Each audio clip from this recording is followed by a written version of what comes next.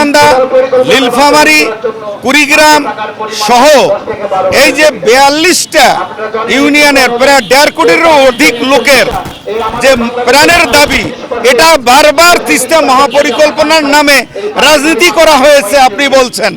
সাংবাদিক বন্ধুরা এটা বেশি জানেন, এদেশের জনগণও বেশি জানেন।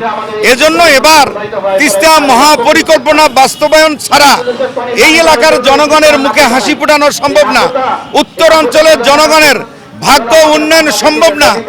একটি তিস্তা মহাপরিকল্পনা বাস্তবায়ন হলে বেকারত্বের যে সমাধান হবে, এলাকার সাথে সারা বিশ্বের যোগাযোগ উন্নয়নের মডেল হবে, এটা জনগণ এবার বুঝতে পেরেছে। আমাদের এই দাবির সাথে একত্রতা ঘোষণা করছি।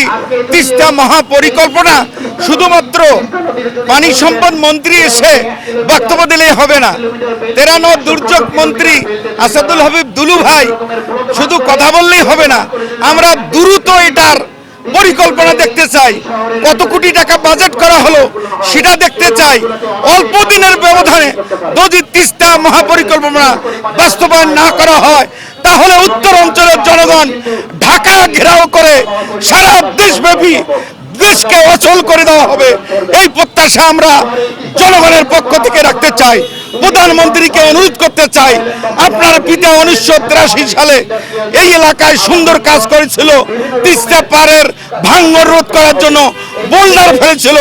তার পুত্র আপনাকে অতি দ্রুত এই এলাকার জনগণের জন্য তথা সারা বাংলাদেশের ভাগ্যের উন্নয়নের জন্য তিস্তা মহাপরিকল্পনার কার্যকর পদক্ষেপ এই এলাকার জনগণ দেখতে চায়।